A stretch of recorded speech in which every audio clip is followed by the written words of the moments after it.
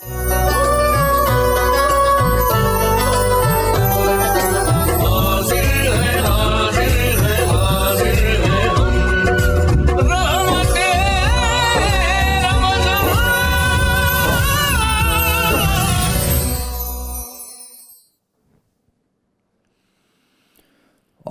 بالله من الشيطان الرجيم.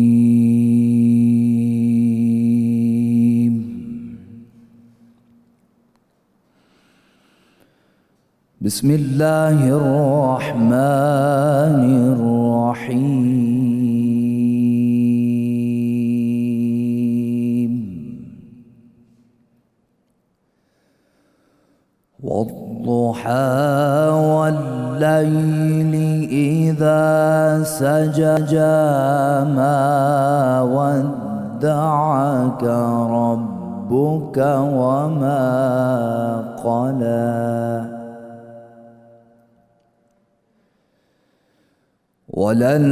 وللآخرة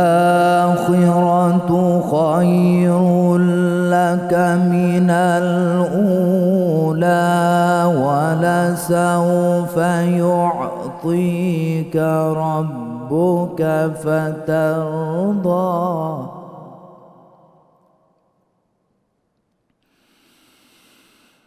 وللآخرة خير لك من الأولى ولسوف يعطيك ربك فترضى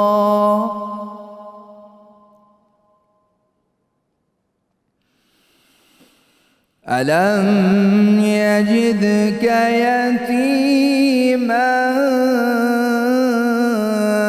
فآوى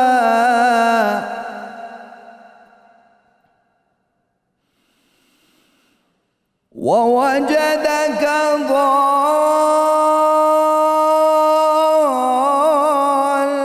ضالا فهدى ووجدك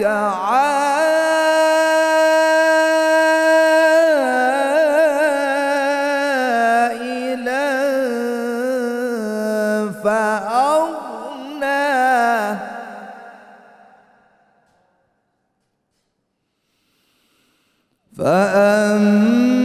فأما اليتيم فلا تقهر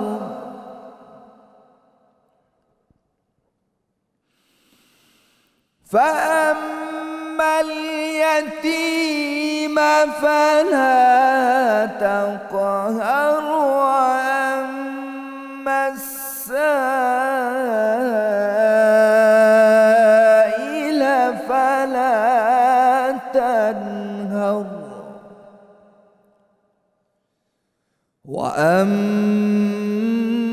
وأما بنعمة ربك فحدث صدق الله العلي العظيم.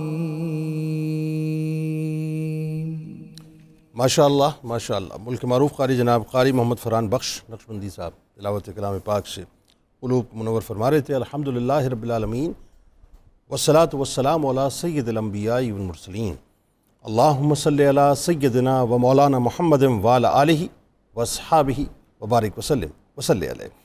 دنیا کے تمام دیکھنے والوں کو، تمام چاہنے والوں کو، تمام پیار کرنے والوں کو، اور جہاں جہاں تک اس وقت میری آواز کو سنا اور مجھے دیکھا جا رہا ہے، جنید اقبال کی جانب سے انتہائی محبت کے ساتھ السلام علیکم. ایک بار پھر ناظرین، آپ کو 1445 ہجری سن 2024 میں رمضان ٹرانسمیشن کی خصوصی براہ راست نشریات میں، یعنی افطار کی اس حسین سے موقع پہ بدل کی عطا گہرائیوں سے خوش آمدید کہتا ہوں. آج آپ سے کچھ ابتدا میں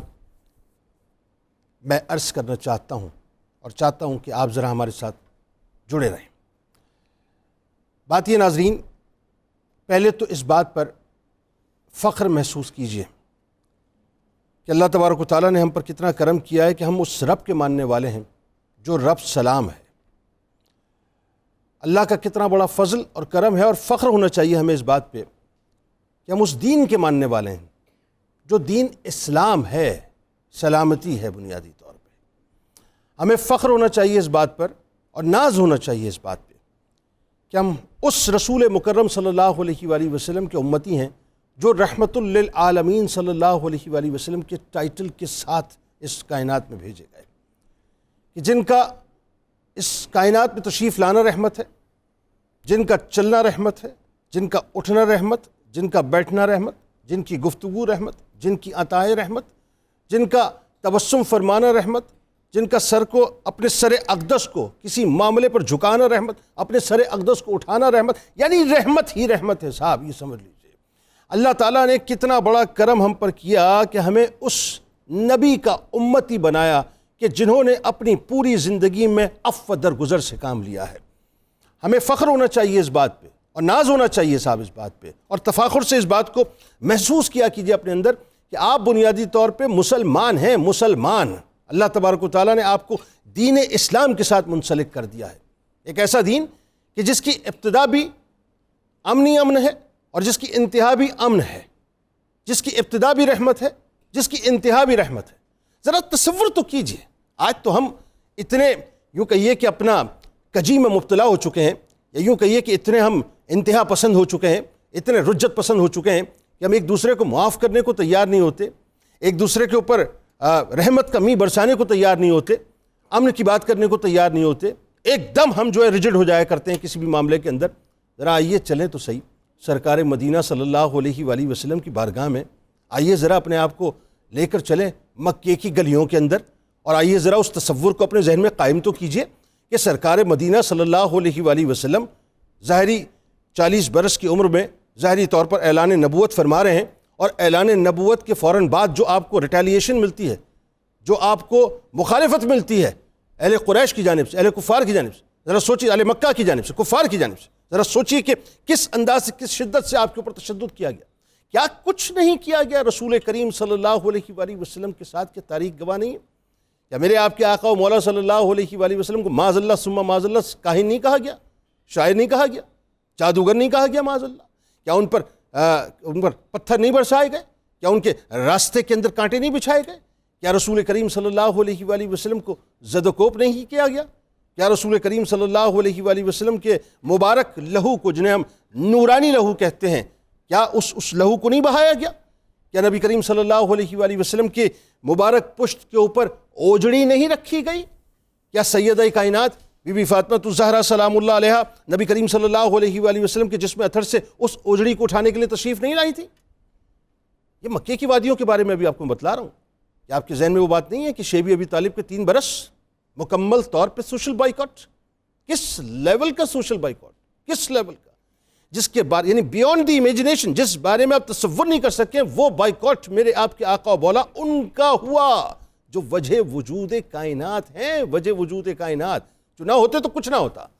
اعلیٰ حضرت نے فرمایا نا کہ وہ جو نہ تھے تو کچھ نہ تھا، وہ جو نہ ہو تو کچھ نہ ہو۔ جان ہے وہ جہان کی، اور جان ہے تو جہان ہے۔ تو جن کے لیے اللہ نے کائنات کو خلق کیا، 3 سال تک صاحب ایسا سوشل بائیکاٹ کے پتے ابال کر پینے پر مجبور کیا گیا۔ بہت تیزی کے ساتھ میں آپ کو لیے چلتا ہوں ذرا مکے کی گلیوں سے مدینہ پاک کی جانب، کہ جب مدینہ پاک ہجرت ہوتی ہے تو اس وقت بھی چین سے بیٹھنے نہیں دیا گیا میرے آپ کے آقا مولا صلی اللہ علیہ وآلہ وسلم، نہیں، بالکل نہیں۔ وہاں کفار اپنی سازشیں کر رہے تھے، یا یہودی بنو قینقاع، بنو قریظہ، بنو نذیر، یہ جو 3 ڈومینیٹنگ قبائل تھے، ان کی تو انتہا تھی سازشوں کی۔ لیکن اگر اس پورے معاملے کو اوور لک کرنے کے بعد بہت تیزی کے ساتھ رینڈملی میں آپ کو بات کو سمجھانے کی کوشش کروں کہ جو جان کے درپے ہو گئے، کہ جنہوں نے شدت اس لیول کی اختیار کی کہ کچھ نہ چھوڑا، نبی کریم صلی اللہ علیہ وآلہ وسلم نے کیا کیا؟ جب وہ سامنے آ کر سروں کو جھکا کر کھڑے تھے تو سرکار علیہ السلام نے فرمایا لا تثریب علیکم اليوم، آج معافی کا دن ہے۔ یہ ہے نبی رحمت صلی اللہ علیہ وآلہ وسلم کہ اسلام یہی بتلاتا ہے کہ بڑے سے بڑا دشمن آ جائے معاف کر دو، معاف کر دینا چاہیے۔ کیا ہمارے ذہن میں حضرت ثمامہ بن اسال رضی اللہ تعالیٰ عنہ نہیں ہے؟ کیا کمال واقعہ ہے صاحب، یمامہ کے سردار، کیا ڈومینیٹنگ پرسنالٹی تھے۔ یعنی آپ سوچئے کہ آپ کی گندم باقاعدہ مکہ پاک میں ایکسپورٹ ہوا کرتی تھی، اور جس وقت سرکار مدینہ صلی اللہ علیہ وآلہ وسلم کی بارگاہ میں وہ لائے گئے، بس یہ آخری مثال پیش کر کے بات کو ختم کر دوں گا، لیکن چاہوں گا کہ اس بات کو یہاں سے نہیں، یہاں سے سن لیجئے گا کہ آپ اور میں جس دین سے تعلق رکھتے ہیں نا، وہ امن کا دین ہے، سلامتی کا دین ہے، محبتوں کا دین ہے صاحب۔ کس چکر کے اندر ہم پڑ گئے ہیں کہ چھوٹی چھوٹی باتوں کو ہم بنا اٹھا کر جو ہے پہاڑ بنا دیا کرتے ہیں، اور پورا ایک جو پرسیپشن ہے دین اسلام کا، اس کو پوری دنیا کے اندر تبدیل کر دیا کرتے ہیں۔ یہ ہماری آپ کی اپنی غلطیاں ہیں کہ ہم نے دین اسلام کو پڑھا ہی نہیں۔ اب میں بات کر رہا تھا ثمامہ بن اسال رضی اللہ تعالیٰ عنہ کی۔ دیکھیے سرکار کی بارگاہ میں آتے ہیں، قیدی بنا کے لائے جاتے ہیں، ابھی ایمان نہیں لائے، بہت طویل واقعہ ہے، میں اس ڈیٹیل میں نہیں جاتا، آپ کو ستون سے باندھ دیا جاتا، 3 دن تک کنورزیشن ہو رہی ہے رحمت للعالمین کی، 3 دن تک کنورزیشن، اور کیا خوبصورت کنورزیشن ہے، کسی اور دن بات کریں گے اس پہ۔ لیکن 3 دن بعد ہوا کیا؟ جب آپ کی رسیاں کھولی گئیں، جب آپ کو ستون سے آزاد کیا گیا، اور کوئی پریشر نہیں، یہ جو ایک جملہ آیا تھا نا کسی بڑے کی طرف سے کہ ہمیں بتایا جا رہا ہے لا اکراہ فی الدین، بابا ہمیں معلوم ہے کہ دین میں جبر نہیں ہے۔ یہ دیکھیں مثال کیا ہے کہ وہاں سرکار نے نہیں فرمایا باندھ کے کہ دین اسلام قبول کرو، نہ بالکل نہیں، میرے سرکار نے پریشر نہیں دیا تھا، چھوڑ دیا، آزاد کر دیا، ریلیز کر دیا، ان کی ول کے اوپر چھوڑ دیا۔ حضرت ثمامہ بن اسال رضی اللہ تعالیٰ عنہ خود چل کر گئے، غسل کیا، اس کے بعد تشریف لائے اور آ کر میرے آقا مولا صلی اللہ علیہ وآلہ وسلم کے قدمین شریفین میں کھڑے ہو گئے، اور پھر جو جملے ادا کیے صاحب کہ آج سے پہلے آپ کا شہر مجھے عزیز، لیکن آج کے بعد سب سے زیادہ عزیز یہ مدینہ پاک ہے، اور آج کے بعد سب سے زیادہ عزیز آپ کا چہرہ مبارک ہے۔ بات جو میں سمجھانا چاہتا ہوں سمجھ لیں، وہ ایکسپورٹ کرتے تھے گندم، اب عمرے پہ چونکہ جا رہے تھے تو عمرے پہ گئے، لیکن کیا آرڈرز کہ تم نبی کریم صلی اللہ علیہ وآلہ وسلم کی توہین کرتے تھے؟ نہیں، آج کے بعد ختم، کوئی ایکسپورٹ نہیں ہوگی، کوئی گندم کا ایک دانہ تمہیں نہیں ملے گا۔ دل ملا اٹھے کفار، سرکار سے رحمت للعالمین سے رابطہ کیا۔ جب رحمت للعالمین سے رابطہ کیا تو سرکار نے ان سے یہ نہیں پوچھا کہ تم نے میرے ساتھ یہ کیا، یہ کیا، یہ کیا، یہ کیا، میرے اہل بیت کے ساتھ یہ کیا، یہ کیا، یہ کیا، یہ کیا، اور میرے صحابہ کے ساتھ یہ کیا، یہ کیا، یہ کیا۔ نہیں نہیں نہیں نہیں نہیں، رحمت کا تقاضا یہ نہیں ہے۔ رحمت کا تقاضا تو یہی تھا کہ سرکار علیہ السلام نے فرمایا کہ اے ثمامہ، جس طرح سے تم ان کو گندم دیا کرتے تھے اسی انداز سے ان کی گندم کو جاری کر دو۔ مقصد کیا ہے؟ دشمن کتنا ہی بڑا ہو، معاف کرنا سیکھیے اور امن قائم کیجیے۔ آغاز کرتے ہیں، ہمارے ساتھ جو شخصیات موجود ہیں یقیناً کسی تعارف کی محتاج نہیں۔ پہلی شخصیت یقیناً آپ کے ہمارے ہم سب کے انتہائی قابل احترام ہیں، ممتاز عالم دین ہیں، میرے دل کے بہت قریب اور بہت خوبصورت بڑی میٹھی گفتگو کرتے ہیں، جناب مفتی محمد فاروق القادری صاحب تشریف فرمائیں۔ دوسری شخصیت ممتاز اسکالر ہیں، کمال گفتگو کرتے ہیں، نوجوان اسکالر ہیں، محترم جناب ڈاکٹر ساجد محمود الازہری صاحب ہمارے ساتھ تشریف فرما ہیں، اور میرے دائیں جانب بہت ہی با کمال شخصیت ناظرین موجود ہیں، میں دل سے ان کا بڑا احترام کرتا ہوں۔ ایسے لوگوں کی پاکستان میں بہت ضرورت ہے۔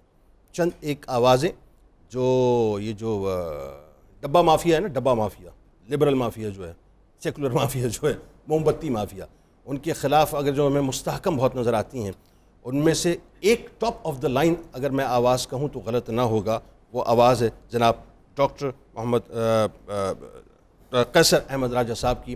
یقیناً قیصر احمد راجہ صاحب ایک ایسی شخصیت ہیں جو کسی بھی تعارف کے محتاج نہیں ہیں، اور یہ صرف نام کے راجہ نہیں ہیں بلکہ کام کے بھی راجہ ہیں۔ آپ کو بھی خوش آمدید، السلام علیکم جی۔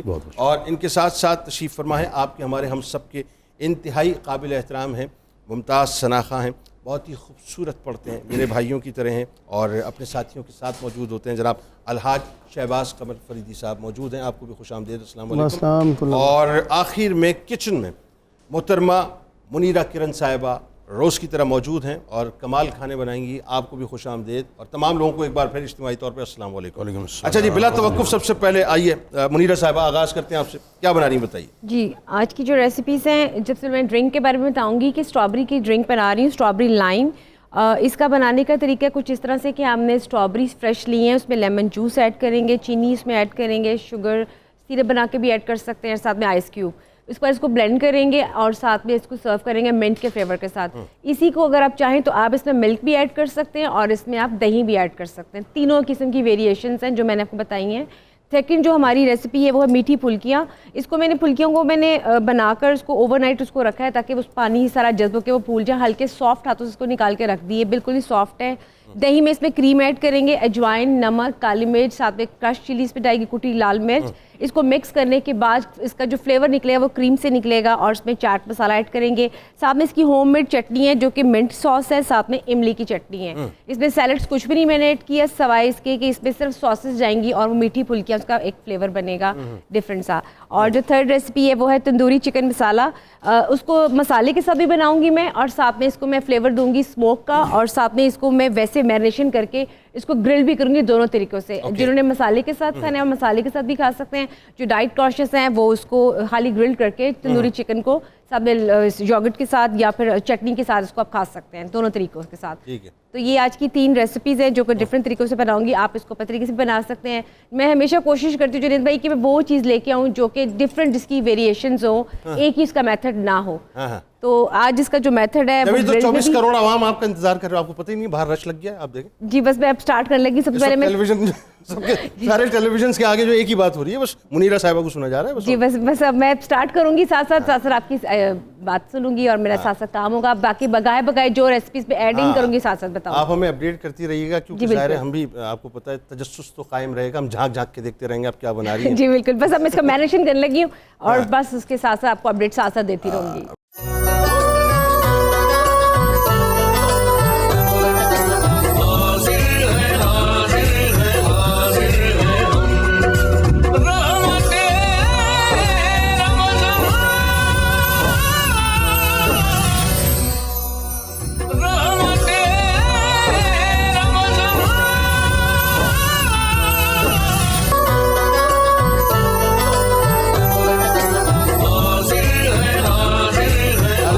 ایک بار پھر میں آپ کو خوش آمدید کہتا ہوں. 1445 ہجری 2024 رمضان کی خصوصی براہ راست نشریات میں افطار کا حسین سا موقع, اور بہت کمال شخصیات آج اس وقت ہمارے ساتھ موجود ہیں, جن میں آپ کے ہمارے ہم سب کے بہت پسندیدہ جناب مفتی محمد فاروق القادری صاحب موجود ہیں. ہمارے ساتھ ڈاکٹر ساجد محمود الازہری صاحب موجود ہیں, اور آپ کے بہت ہی جانے پہچانے جناب قیصر احمد راجہ صاحب موجود ہیں, اور ابھی ہمیں جوائن کیا ہے ماہر غذائیات ہیں, کمال ٹپس دیتے ہیں صاحب. آج اگر آپ نے ان کو مس کیا تو پھر آپ بہت کچھ مس کریں گے. جناب ڈاکٹر محمد ناصر صاحب, میں آپ کو خوش آمدید کہتا ہوں, السلام علیکم. اور الحاج شہباز قمر فریدی صاحب کی تو آواز کی کیا ہی بات ہے ماشاءاللہ, ابھی فرمائش پوری کرواؤں گا میں ان سے, آپ نے میرے ساتھ رہنا ہے.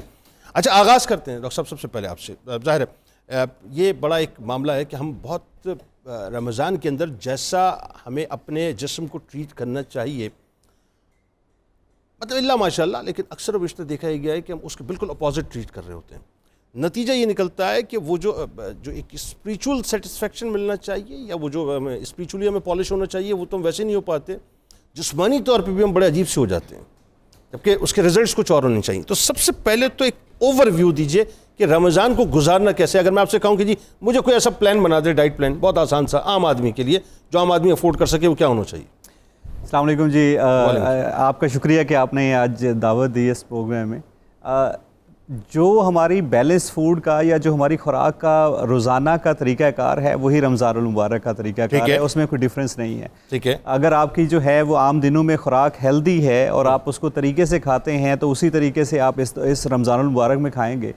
ایشو وہاں پہ شروع ہوتا ہے جہاں کے اوپر جو ہے ہم اس کے لیے اسپیشل تیاریاں شروع کر دیتے ہیں. حالانکہ یہ سادگی کے لیے ہے رمضان المبارک, وہ تو آپ کے ساتھ جو ہے علماء کرام بیٹھے ہیں, وہ بہتر اس پہ بتا سکتے ہیں. لیکن جو خوراک ہے وہ آپ کی جسم کی خوراک جو ہے نیوٹرینٹس کی ضرورت کو پورا کرنے کے لیے ہوتی ہے. ٹھیک ہے, اب اس کے اندر جو ہے وہ آپ کو پروٹین چاہیے, کاربوہائیڈریٹ چاہیے, منرلز چاہیے, وائٹامنس چاہیے.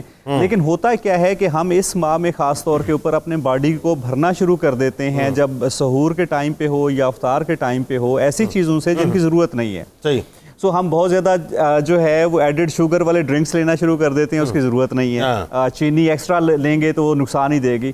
اسی طرح سے ہم جو ہے فرائیڈ آئٹمس پہ چلے جاتے ہیں, پکوڑے سموسے ہماری ڈائٹ خوراک کا حصہ بن جاتے ہیں جس کی ضرورت نہیں ہے. اب ایک تو یہ ہے کہ اس کے سموسہ اور پکوڑا پہلے ہی وہ اس کا بنا ہوتا ہے, میدے کا بنا ہوتا ہے. سوری ٹو کٹ, دیکھیں احترام سے نام لیں, سمبوسا شریف کہیے, پکوڑا شریف کہیے. آپ کو نہیں پتا کہ لوگوں کی کتنی عقیدتیں جو اس کے ساتھ ملی ہوئی ہیں. اچھا سر دیکھیں ٹیسٹ اس قوم کی عقیدت کوڑوں کے ساتھ ایسی ہے کہ میں آپ کو کیا بتاؤں بس.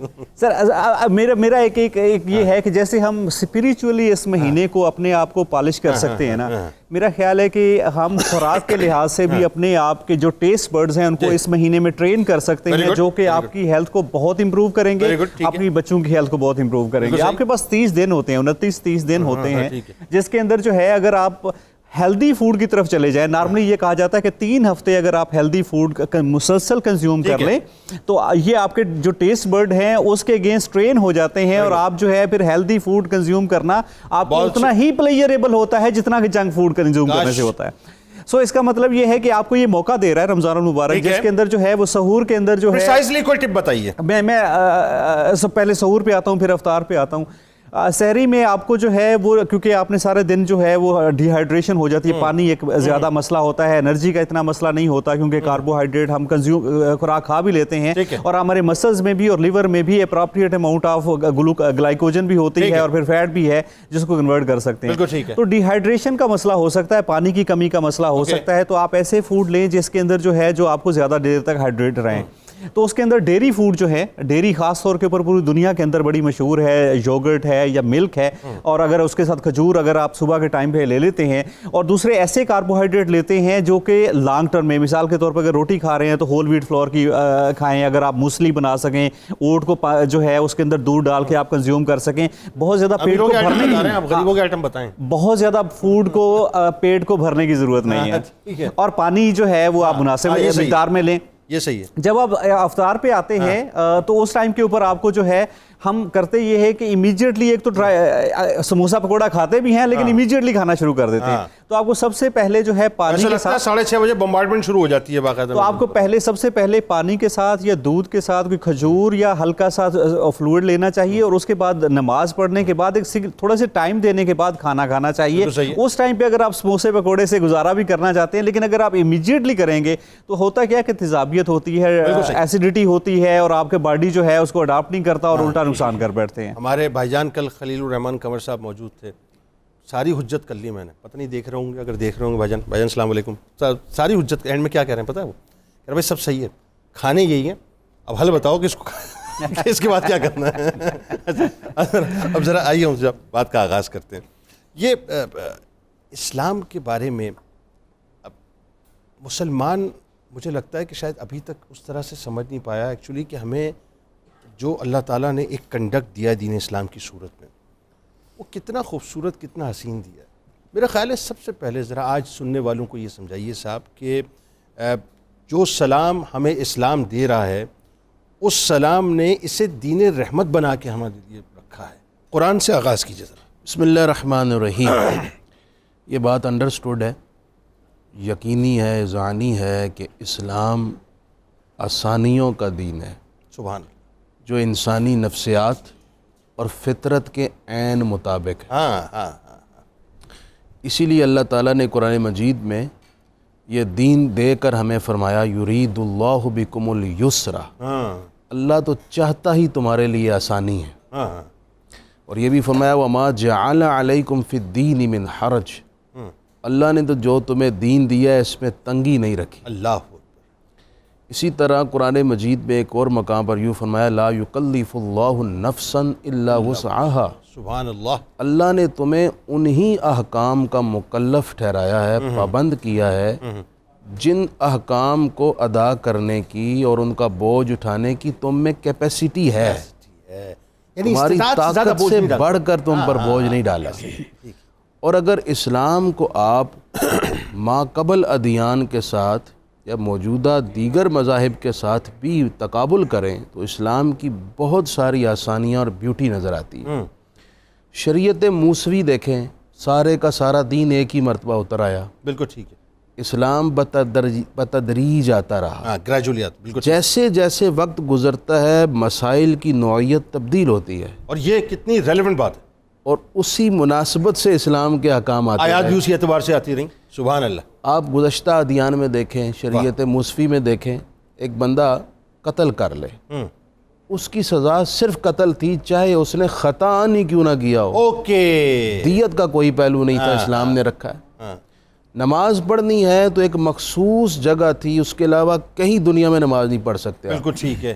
اسلام کیا کہتا ہے؟ نماز ساری پڑھو، جگہ جہاں مرضی پڑھو۔ ہاں شریعت موسوی میں پانی کے علاوہ وضو نہیں ہو سکتا تھا، اسلام نے ہمیں پانی نہیں ہے تیمم کا راستہ دیا ہے۔ واہ واہ واہ، اسی طرح ہر پہلو سے اسلام میں، اچھا ایک یہاں پر یعنی یہ بیسک confusion ان کو رحمتوں کی ابھی آپ بات فرما رہے ہیں جو کہ اللہ نے ہمیں دیے ہیں، مطلب ہمیں دی ہیں۔ اچھا اب دیکھیے، ایک میں اپنے مسلمانوں کے اعتبار سے ہی اس جہت سے بھی ایک بات کرنے لگا ہوں، وہ یہ ہے کہ کسی کو کوئی حکم خدا سنایا جائے یا حکم رسول سنایا جائے تو آج لوگوں کا مزاج یہ بن گیا ہے کہ لوگ کہتے ہیں یار یہ مولوی دین مشکل کر دیا ہے، دین تو بڑی آسانی کا نام ہے۔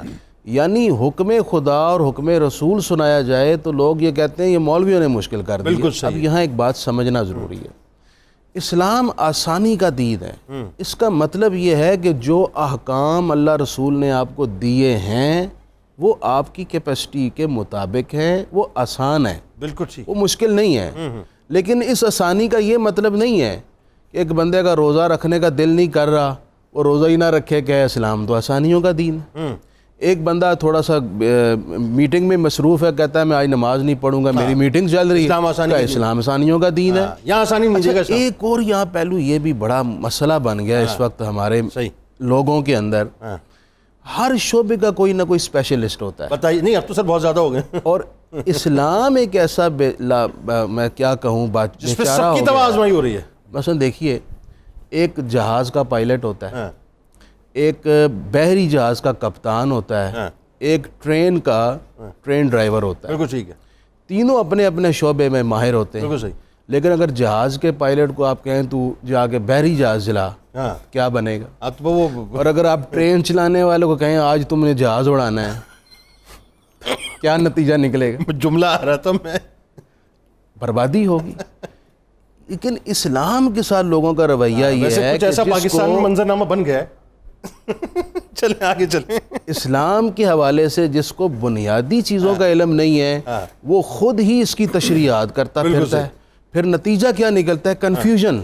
اور پھر تماشا یہ ہے کہ وہ ساری کنفیوژن اور اٹھا کے جو ہے وہ سارا علماء کے کھاتے میں، یہ علماء کا علماء کے کھاتے، بالکل۔ اس لیے میں یہ سمجھتا ہوں دین کو ان کے اسپیشلسٹ جو ماہرین علماء ہیں ان سے سیکھا جائے، بالکل ٹھیک ہے، اپنی طبع آزمائی نہ کی جائے۔ اس میں تو کوئی دوسری رائے اسلام یسر کا، آسانی کا دین ہے۔ مطلب یہ کہ اللہ رسول نے جو حکم دیا ہے وہ کریں، وہ آسان ہے۔ یہ اصل میں بات پتہ ہے جو آپ بات کر رہے ہیں یہ تو اتنی شتر بے مہاری معاشرے میں ہو چکی ہے، اور اس پہ تو میں اب کیا کہوں، اللہ معاف کرے کہ اب جہاں سے آپ پتھر اٹھائیں تو وہاں چونکہ سوشل میڈیا کی وجہ سے جو ہے نا جہاں ظاہر خیر کا کام ہوا ہے وہ تباہیاں بہت بڑی ہوئی۔ اچھا آئیے ذرا ڈاکٹر صاحب، اس میں تو کوئی دوسری رائے نہیں کہ اس کائنات کے مالک نے، اس کائنات کے خالق نے، اس کائنات کے پالنہار نے رحمت للعالمین صلی اللہ علیہ وآلہ وسلم کی صورت میں جو ماڈل ہمیں دے دیا، اب ختم ہو گئی نا بات، اب کچھ ہمیں مزید دیکھنے کی ضرورت نہیں۔ اور سرکار مدینہ صلی اللہ علیہ وآلہ وسلم کے اگر ہم فرامین کو دیکھتے ہیں تو ہمیں دین اسلام کی رحمت ہونے، مطلب مثال کے طور پہ میں یہیں سے آغاز کر دیتا ہوں، مطلب کیا ضرورت ہوئی کہ اس بات کو کیٹیگرائز کر کے سرکار نے فرمایا کہ مسلمان وہ ہے جس کی زبان اور جس کے ہاتھ سے دوسرا مسلمان محفوظ رہے۔ آغاز کیجئے ذرا۔ جی بسم اللہ الرحمن الرحیم۔ پہلے تو جنید صاحب آپ کا جو انٹرو ہے اس کے اوپر میں ضرور کمنٹ کرنا چاہوں گا کہ بہت خوبصورت ایک اور ایک جو کمپریہنسو انٹرو ہے آپ نے وہ دیا ہے، اور حضور علیہ الصلوۃ والسلام کی تعلیمات میں جو رحمت اور ہدایت اور شفقت کے اوامر ہیں اس پر بات کرنے سے پہلے آپ دیکھیے کہ رمضان المبارک کا مہینہ ہے، اور یہ ایسا مہینہ ہے کہ جس کے اندر اگر کوئی بھی ہم تبدیلی اپنے اندر کرنا چاہیں، اپنے رویوں کے اندر، اپنے مزاج کے اندر، تو یہ رمضان المبارک کا مہینہ اس کو سپورٹ کرتا ہے اگر ان تعلیمات کو ایڈاپٹ کر لیا جائے تو فلیکسیبلٹی اس کے اندر موجود ہے۔ جو ہمارے رویوں کے اندر تنگی ہے، آراء کے اندر عدم برداشت ہے، اس کو اگر آپ ختم کرنا چاہیں تو حضور، اور اس کی جگہ پر محبت اور رحمت وہ جو ریپلیسمنٹ میں آ جائے تو حضور علیہ الصلوۃ والسلام نے فرمایا لا تدخلوا الجنہ حتی تؤمنوا ولا تؤمنوا حتی تحابوا افلا ادلکم الى شیء اذا فعلتموه تحاببتم افشوا السلام بینکم۔ حضور علیہ الصلوۃ والسلام نے فرمایا کہ تم اس وقت تک جنت میں داخل نہیں ہو سکتے ہو جب تک ایمان نہ لے ہو، اور مومن نہیں ہو سکتے ہو جب تک تم آپس میں ایک دوسرے کے ساتھ محبت نہ کرو۔ اللہ اکبر۔ اور دلوں کو محبت کا عادی بنانے کے لیے جو حضور علیہ الصلوۃ والسلام نے فرمایا، وہ فرمایا افشوا السلام بینکم، آپس میں سلام کو عام کرو، سبحان اللہ، سلامتی کو، امن کو، سیکیورٹی کو، پیس کو، اس کو اپنے درمیان جو ہے۔ اور کیسا جسٹر ہے آپ دیکھیے دین اسلام کا، کہ جس کو جانتے ہو اس کو بھی سلام کرو اور جس کو نہیں جانتے اس کو بھی سلام کرو، یعنی سلامتی پھیلاؤ بنیادی طور پہ۔ تو دلوں اور یہ کو، پہلا انٹروڈکشن ہے، اور یہ پہلا انٹروڈکشن ہے۔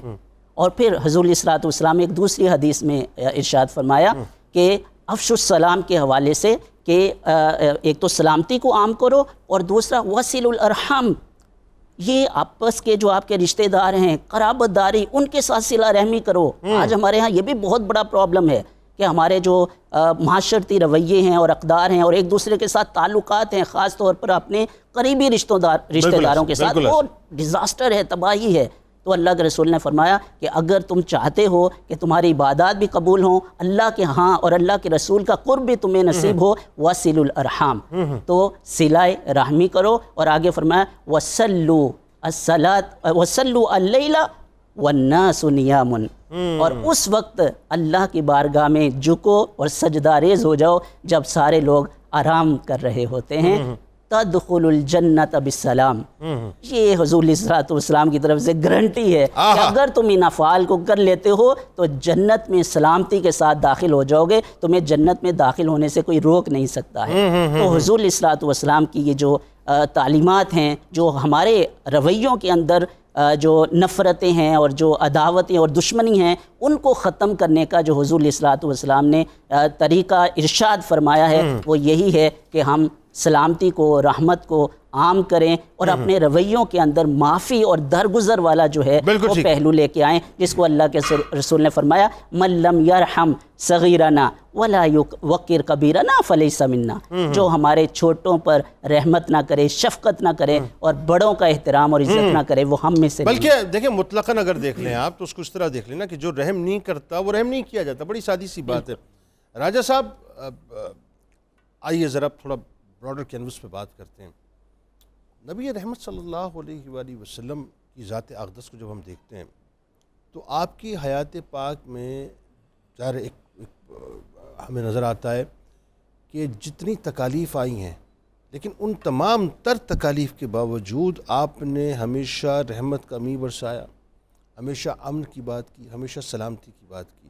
یہی وجہ ہے کہ چاہے بڑے بڑے مستشرقین کی اگر آپ بات کریں تو وہ بھی سر جھکائے کھڑے ہوئے ہیں کہ جی مطلب اس بارگاہ کے اندر جو ہم کلام نہیں کر سکتے کیونکہ یہاں تو معاملہ کچھ اور ہے۔ مطلب وہ مائیکل ہارٹ نے لکھ دیا نا، مطلب ٹاپ آف دا لائن، ختم ہو گئی بات کی، جو کچھ ہے ہی نہیں، مطلب ہمارے پاس اور ان کے علاوہ رکھنے کو کوئی ہے نہیں۔ بتائیے ذرا۔ بسم اللہ الرحمن الرحیم، بہت بہت شکریہ آپ نے اتنی عزت بخشی۔ دیکھیے جو سب سے فیسنیٹنگ بات ہے کہ 23 سال کا عرصہ ہے جس میں ایک سویلائزیشن کھڑی ہوتی ہے، جو اس سے پہلے کبھی تاریخ میں ہوا نہ اس سے بعد ہوا، اور 23 سال بھی ہم کہتے ہیں کہ جو مجموعی طور پہ جو پروفیٹک انٹرپرائز ہے، حالانکہ حقیقت یہ ہے کہ اس 23 سال میں 13 سال تو صرف ظلم و جبر سہنے کے ہے، جو اصل میں سسٹم کی اسٹیبلشمنٹ کا ٹائم ہے وہ تو 10 سال کا ہے۔ تو 10 سال کے اندر ایک سویلائزیشن ایسی کھڑی ہونا جو رحمت پہ کھڑی ہوئی ہے، اس میں اگر جنگ بھی کی گئی ہے تو قرآن کے واضح احکام ہے کہ تم لڑو ان سے جو تم سے لڑتے ہیں، یعنی کہ پہلی بات کہ تمہیں اجازت دی گئی ہے تم ہجرت کر لو، یعنی کہ ہر طرح سے تم ایوائڈ کرو اس معاملے کو جس کے اندر وائلنس آتا ہے یا کوئی جنگ و جدل کی صورتحال پیدا ہوتی ہے، لیکن ہجرت کے بعد بھی اگر یہ نہیں چھوڑتے ہیں تو اس کے بعد پھر اجازت ہے، اس کے بعد پھر اب حکم ہے۔ حکم اس لیے ہے کہ تم اس مشکل سے گزرو گے تو سوسائٹی کے اندر امن آئے گا بعد میں تمہاری اس جد و جہد سے، یعنی کہ جنگ بھی اس لیے نہیں کرنی ہے کہ تمہاری، اللہ تعالیٰ تو کہتے ہیں کہ حد سے گزرنے والوں کو پسند نہیں کرتا، اور یہ جہاد کے لیے ہے کہ حد سے نہ گزرنا۔ حد تمہاری یہ ہے کہ تم نے ایک ایسا پرامن معاشرہ قائم کرنا ہے جس کی بنیاد عدل پہ ہوگی، انصاف پہ ہوگی، محبت پہ ہوگی، جو لوگ اس کو وائلیٹ کرنا چاہتے ہیں تم نے اس کو روکنا ہے۔ بالکل ٹھیک۔ دیکھیں انسان کی زندگی میں مشکلیں اور سہولتیں، یہ ایک توازن چلتا رہتا ہے، کبھی مشکل زیادہ ہوتی ہے، کبھی سہولت زیادہ ہوتی ہے، اور ادوار 3 ہی ہیں، بالکل ایسے کہ وہ دور ہوتا ہے جس میں مشکل زیادہ ہوگی، سہولت کم ہوگی، وہ دور ہوگا جس میں دونوں ایک دوسرے کے بیلنس کرنا شروع کر دیں گی، اور وہ دور آئے گا جب سہولت بڑھ جائے گی اور مشکل کم ہو جائے گی۔ بالکل ایسے ہجرت سے پہلے کا دور یہ وہ دور ہے جب مشکل زیادہ تھی، سہولت کم تھی. ہجرت کے بعد پھر آہستہ آہستہ سہولتیں اور مشکلیں برابر ہونا شروع ہوئی، اور فتح مکہ کے بعد سہولت بڑھ گئی. بالکل ٹھیک، اور مشکلیں کم ہوئیں. بالکل ٹھیک. واہ. اصل جو امتحان ہے وہ ہے کہ جب آپ اس مقام پہ چلے جاتے ہیں مشکلات سے گزرنے کے بعد کہ سہولت بڑھ گئی اور آپ ان لوگوں کو فیس کر رہے ہیں جنہوں نے مشکلیں آپ کو دی تھیں. کیا اچھی بات. اب آپ کیا کریں گے ان کے ساتھ؟ تو فتح مکہ جو ہے وہ مطلب ہمارے لیے تاریخی واقعہ ایک پیج پہ ہم پڑھ کے آگے گزر جاتے ہیں. People need to take themselves back to the time. واہ واہ واہ واہ. کہ یہ نہ سوچیں کہ یہ ماضی میں ہوا، اس نظر سے دیکھیں کہ اب ہو رہا ہے، اب ہو رہا ہے اور آپ کے ساتھ ہوا ہے. کیا بات. ریت بھی وہی ہے جس پہ لٹا کے صحابہ کو مارا گیا. اللہ پتھر بھی وہی ہیں جن کے نیچے ان کو دبایا گیا. واہ واہ. اور وہ ان کے پاس گئے ہیں. اور کوئی ایسی بات بھی نہیں کہ اچانک ہوئی، یہ بات بھی طے تھی. کلاسیکل سناتن دھرم ہندوازم، اس کی کتابوں میں یہ پروفیسی ایسے لکھی ہوئی ہے کہ وہ جو آخری رحمت جن وہ جو صحرا میں ہوں گے، جن کو ان کے وطن سے نکالا جائے گا، جو شمال میں جائیں گے، جو اپنے 10,000 ساتھیوں کے ساتھ واپس آ کے اپنا وطن فتح کریں گے، یہ چیزیں لکھی ہوئی تھیں. اللہ پتا تھا کہ یہ کام کرنا ہے. لیکن جب وہاں پہ آئے اتنی رحمت کہ اللہ تعالیٰ کہتا ہے کہ اب جوک در جوک جب آئیں گے رب کی آپ تسبیح حمد بیان کریں. This is an extraordinary affair. کیا خوبصورت، کیا خوبصورت گفتگو ہے ناظرین. اور اس پہ میں آپ سے عرض کروں کہ دیکھیں ابھی تو ابتدا ظاہر گفتگو کی ہو چکی ہے اور بات ابھی بہت آگے تک جانی ہے، لیکن ایک جملہ میں یہاں پر تمام دیکھنے سننے والوں کو عرض کرنا چاہتا ہوں، اور لوٹنے کے بعد آپ کو بڑا کمال سا ایک کلام بھی انشاءاللہ سنوائیں گے، میرا بڑا پسندیدہ کلام. نبی کریم صلی اللہ علیہ وآلہ وسلم کی ذات اقدس کو آپ اپنا آئیڈیل بنا لیجیے. صاحب میں ایک جملہ ادا کرنا چاہتا ہوں. راجہ صاحب جیسی انٹلیکچوئل شخصیت، مفتی صاحب جیسی قداور شخصیت موجود ہیں. مجھے لگتا ہے شاید مطلب میری تصحیح کیجیے گا آپ دونوں احباب، مجھے لگتا ہے ہمارے یہاں یہ بھی بڑا ایک غلط العام جملہ ہے کہ صاحب فلاں شخص کو آئیڈیل، مطلب بینگ اے مسلم آئیڈیل ایک ہی ہوتا ہے، ذہن میں رکھیے گا. انسپریشنز کئی ہو سکتی ہیں. ہمارے ہوتا ہے جی اس کو بھی آئیڈیل بنا لو، اس کو بھی آئیڈیل ایک ہی ہوتا ہے. انسپریشن کئی ہو سکتی ہیں. حضرت عمر فاروق رضی اللہ تعالیٰ عنہ آپ کی انسپریشن ہو سکتی ہیں، صدیق اکبر رضی اللہ تعالیٰ عنہ آپ کی انسپریشن ہو سکتی ہیں، حضرت عثمان بن عفان رضی اللہ تعالیٰ عنہ آپ کی انسپریشن ہو سکتی ہیں، مولا کائنات آپ کی انسپریشن ہو سکتی ہیں. پھر اگر آپ اس زمانے میں علامہ اقبال آپ کی انسپریشن ہو سکتی ہیں، قائد اعظم آپ کی انسپریشن ہو سکتی ہیں. لیکن جو انسپریشن در مصطفیٰ پہ جا کے کھڑا کر دینا آپ کو اور ان کو اپنا آئیڈیل بنا دے، بس آپ کا آئیڈیل بنا دے، تو سمجھ لیجئے کہ وہی اصل انسپریشن ہے. درود پاک پیش کیجئے، لوٹ کی ذرا آپ کو کلام سنواتے ہیں.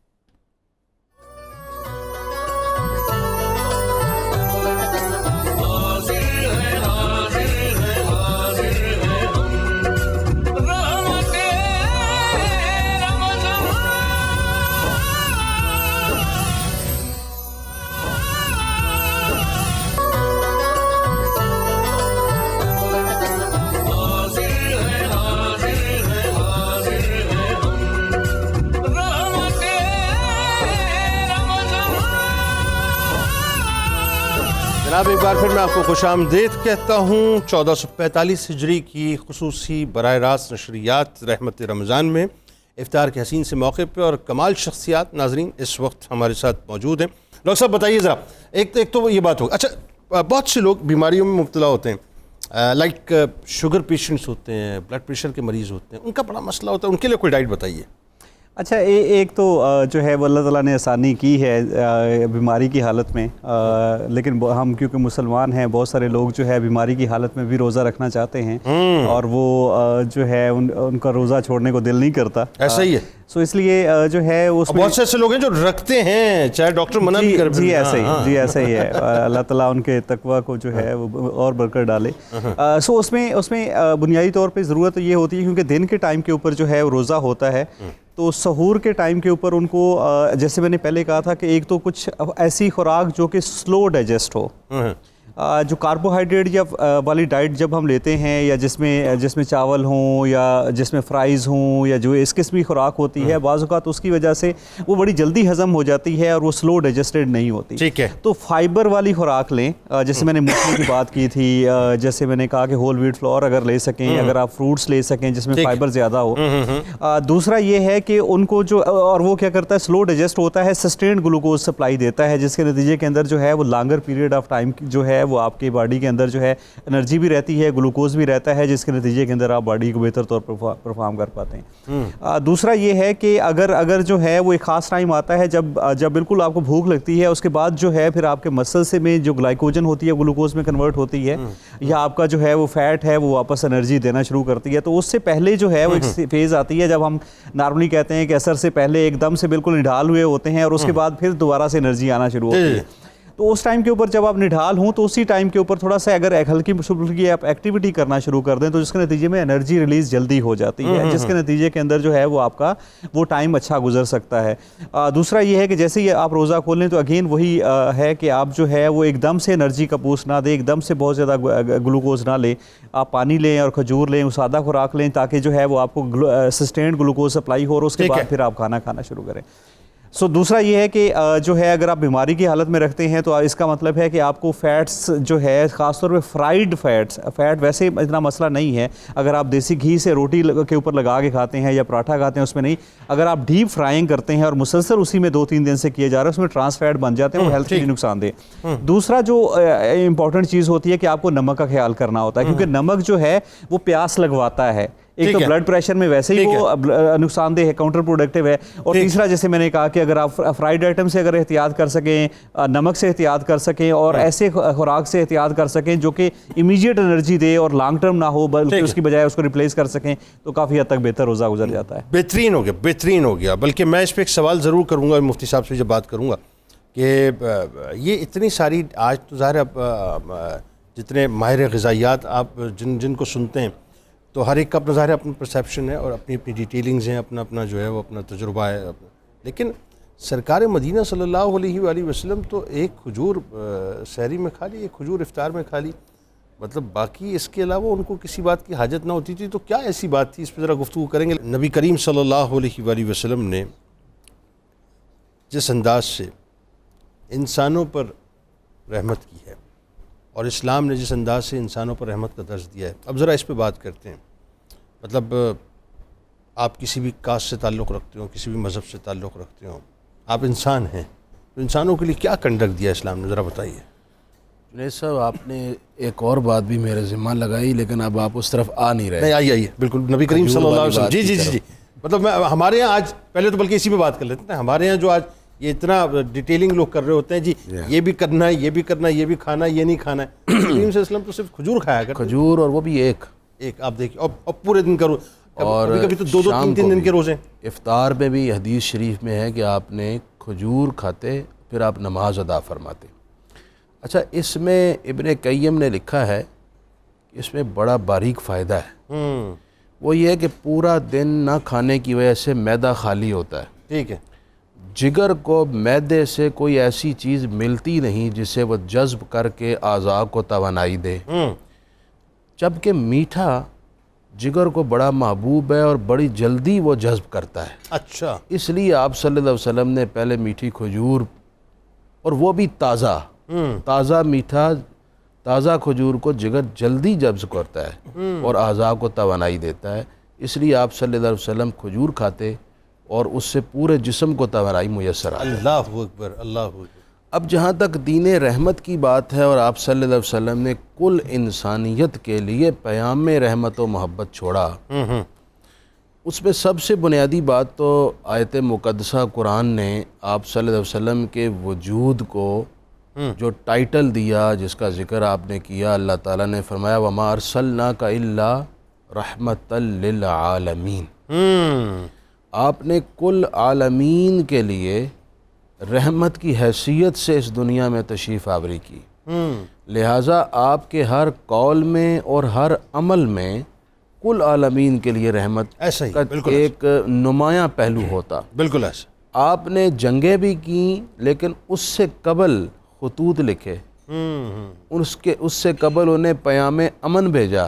بالکل ایسا. لیکن پھر جب آپ پر جنگیں مسلط کی گئیں تو پھر سوسائٹی اور معاشرے کو ایک خدا کے عقیدے پر قائم رکھنے کے لیے اور فتنہ پرور لوگوں سے بچانے کے لیے جنگ کرنا ضروری تھا تاکہ امن و امان کا قیام ہو. اس لیے آپ نے وہ کیا. وہ بھی ایک رحمت ہے. محسن انسانیت کا جو ٹائٹل ہے, اس میں بھی ذرا بات کیجیے. محسن انسانیت بلا شبہ آپ ہر جہت سے آپ کا وجود بھی احسان ہے انسانیت پر. وہ اس طرح کہ قرآن نے کہا ما کان اللہ لیعذبہم وانت فیہم.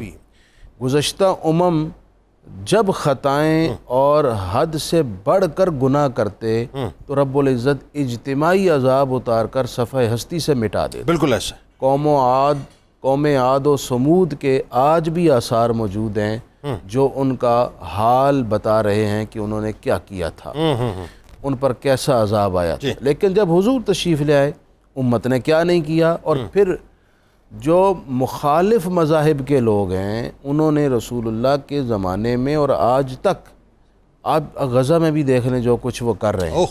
اس سے قبل عراق میں, لیبیا میں, افغانستان میں, دنیا بھر میں مسلمانوں کا قتل عام کر رکھا ہے. لیکن یہ احسان رسول صلی اللہ علیہ وسلم ہی ہے کہ اللہ اجتماعی عذاب نہیں اتارا. بالکل ایسا. اس نے کیونکہ وعدہ کر لیا ما کان اللہ لیعذبہم وانت فیہم. اسی طرح حضور نے شعور دیا, لوگوں کو نالج دیا, لوگوں کو نظریات دیے, لوگوں کو زندگی گزارنے کے سلیقے دیے, لوگوں کے لیے علم کی راہیں ہموار فرمائیں. اس وقت تو یہ سارا یورپ اور عرب ایون کے سب کا سب تاریکی میں ڈوبا ہوا تھا, جہالت کے اندھیروں میں تھا. رسول اللہ نے ہرا میں علم کا دیا روشن کیا, پھر اس کی روشنی پھیلی, اور آج جو علم کائنات میں پھیلا ہوا ہے اس کی بنیادیں اللہ کے رسول رکھنے والے ہیں. بالکل ایسا. تو آپ کس پہلو سے آپ بات کریں, جس پہلو میں بھی جائیں گے پیچھے احسان رسول اللہ کا ہی نظر آئے گا. اس میں کوئی دوسری رائے ہو ہی نہیں سکتی. مطلب یہ دیکھیں نا میگنا کارٹا وغیرہ, یہ وہ ساری جو مثالیں دیتے ہیں, یہ تو ابھی 12ویں صدی کی بات ہے. 13ویں صدی کی بات ہے. 13ویں صدی کی ابتدا. رسول کریم صلی اللہ علیہ وآلہ وسلم نے تو 1450 برس پہلے خطبہ حجۃ الوداع دے کر جو ہے جی ہاں وہ مطلب محسن انسانیت ہونے کا جو جسے کہتے ہیں تاج, مطلب دنیا پہ آشکار کیا. سجا ہوا تو پہلے تھا, آشکار کیا آپ نے کہ یہ ہوتے ہیں مطلب انسانیت کے بنیادی طور پہ دم بھرنے والے لوگ. نبی کریم صلی اللہ علیہ وآلہ وسلم نے, ظاہر ہے چونکہ اصل ہم بات یہی کر رہے ہیں کہ اسلام دین رحمت ہے, اور اسلام کو انٹروڈیوس ہی نبی کریم صلی اللہ علیہ وسلم بانی اسلام نے کروایا, پائنیئر آف اسلام نے کروایا.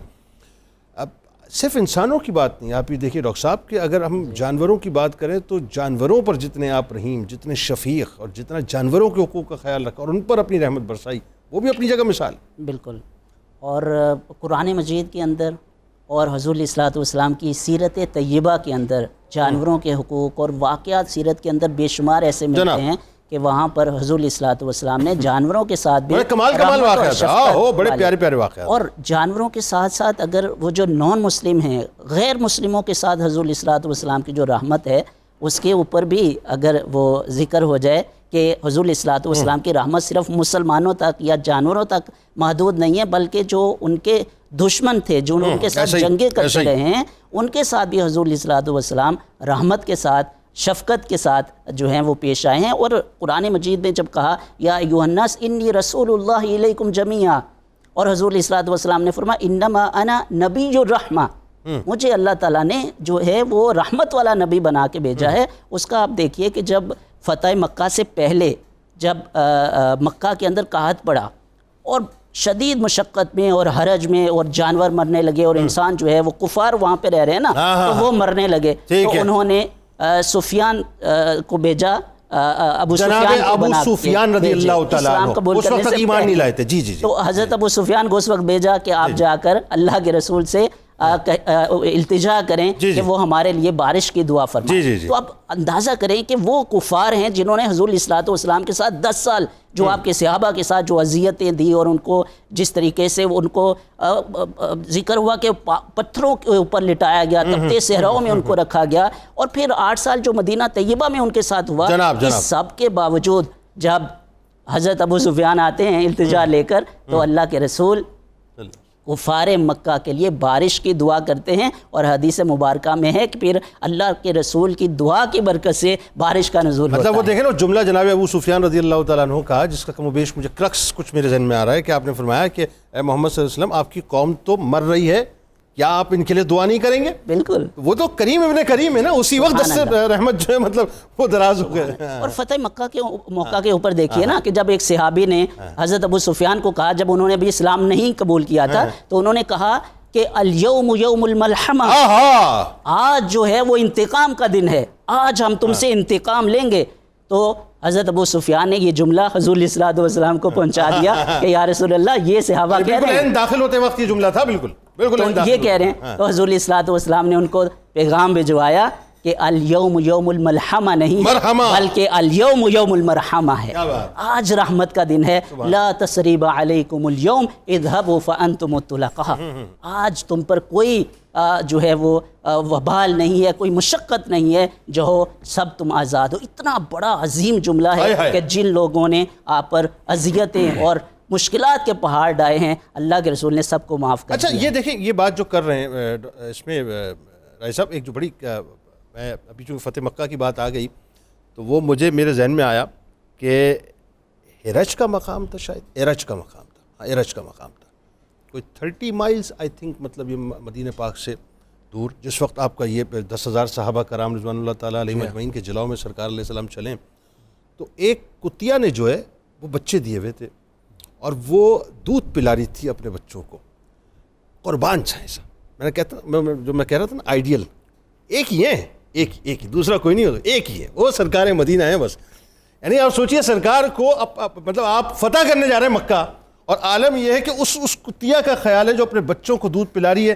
سرکار نے سارے لشکر کو فرمایا کہ دور ہو جاؤ، ایک طرف سے نکلو، کہیں ایسا نہ ہو کہ یہ بچے جو ہیں وہ سہم جائیں اور یہ کتیا جو ہے وہ کسی طور سے جو ہے وہ خوف میں مبتلا ہو جائے. اور ایک صحابی کو ڈپیوٹ کیا کہ تم نے یہاں کھڑے رہنا ہے جب تک کہ اپنے بچوں کو دودھ پلا رہی ہے.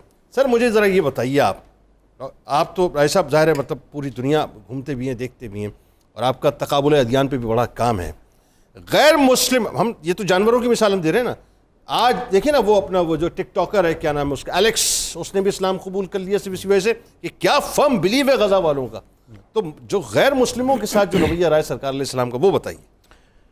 دیکھیے جناب رسالت آپ صلی اللہ علیہ وسلم کے تاریخی طور پہ نہیں کہ ہم جو ان کے حوالے سے پڑھتے ہیں سنتے ہیں وہ تو بہشت مسلمان ہم دیکھتے ہیں، لیکن دنیا کے کچھ سسٹمز ایسے ہیں جو آپ نے انوگریٹ کیے ہیں اور ان کی انوگریشن میں غیر مسلموں کو ہمیشہ شامل رکھا ہے.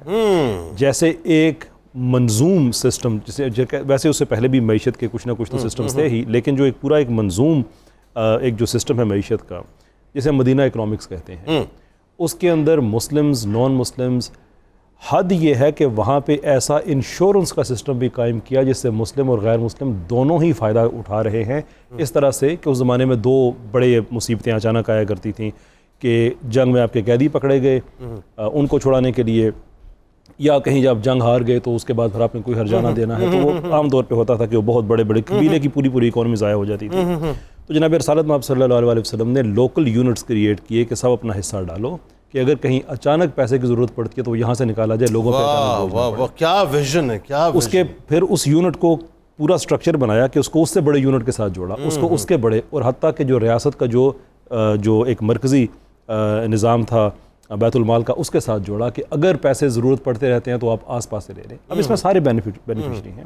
ایسے ہی جو دنیا کا پہلا کانسٹیٹیوشن بنایا، اس میں یہود کو آزادی دے دی کہ اور اس میں ایک چیز اتنی کرٹیکل ہے جو ہمارے اکثر یہ اسلامو فوبز وغیرہ مس انڈرسٹینڈ کرتے ہیں. سر یہ میثاق مدینہ پہ بات ضرور کریں اور اس کو ذرا ریلیٹ کیجئے قائد اعظم کی اس اسپیچ کے ساتھ بھی، جو مطلب حوالہ دیے بغیر نکل جاتے ہیں، سیکولرز اپنے مطلب کے لیے استعمال کرتے ہیں. وہ 1 اگست کی تقریب، حالانکہ اس میں میثاق مدینہ کی ہی سپرٹ ہے، معاملات میں آزاد، اسلام کا تو معاشرہ ہی کہتے ہیں آزاد ہو. لیکن دیکھیں اس میں جو بڑی بات تھی کہ جو ہمارے یہ اسلامو فوب بہت زیادہ جس کو چیز کو استعمال کرتے ہیں، یہ بنو قریظہ کا جو واقعہ ہے.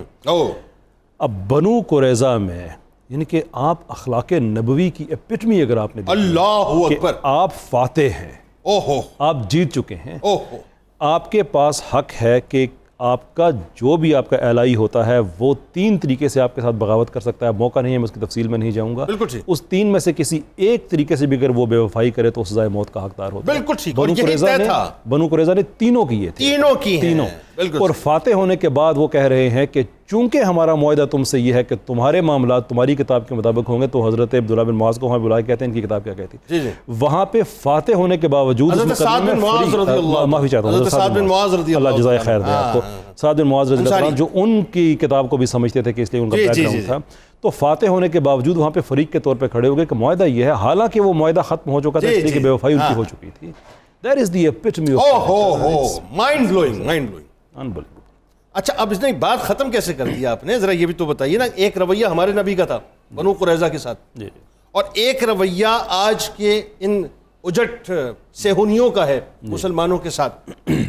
سر ریلیونٹ بات بن رہی ہے، سو بالکل یہ بات پہنچ گئی ہے وہاں تک، کیونکہ جو وہ ہمارے ساتھ آج کر رہے ہیں غزہ میں اور ہمارے قیدیوں کے ساتھ کر رہے ہیں، نبی رحمت صلی اللہ علیہ وآلہ وسلم نے تو بالکل انٹائر ڈفرنٹ مثال قائم کی. دیکھیے آپ نے جو کہا کہ یہ ریلیونٹ بات ہے، میں اس کو اس طرح سے کہوں گا کہ آج کے دور میں وہ محفل بیٹھنے کے لائق ہی نہیں ہے جس میں تذکرہ غزہ نہ ہو.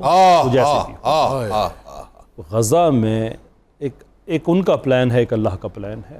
ان کا پلان ہے کہ ان لوگوں کو ختم کر جائے، کہ ایمان ختم ہو جائے. ان کی استقامت دیکھ کر سوشل میڈیا کے ایک پرٹیکولر پلیٹ فارم ٹک ٹاک پہ لوگوں نے اپنے مسلمان ہونے کی اتنی ویڈیوز بنائی ہیں کہ اس وقت ٹک ٹاک کو اسپیشل ٹریٹمنٹ دیجیے امریکہ میں، یہ کہہ کے کہ اس کی وجہ سے وہاں پہ امریکن اور مردوں سے زیادہ خواتین جو مسلمان ہو رہی ہیں ان کا نیشنل میڈیا کور کر رہا ہے کہ ٹک ٹاک کو بین کیا جائے.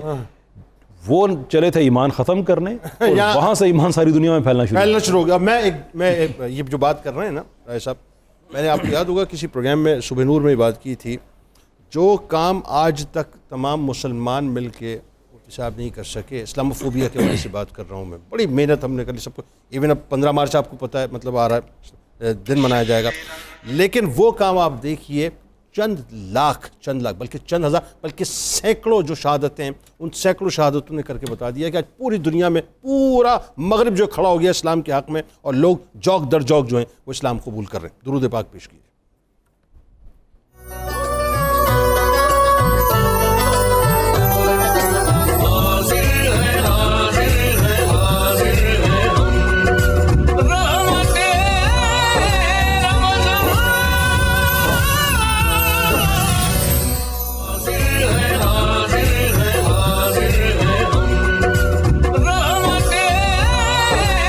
جناب ایک بار پھر آپ کو خوش آمدید.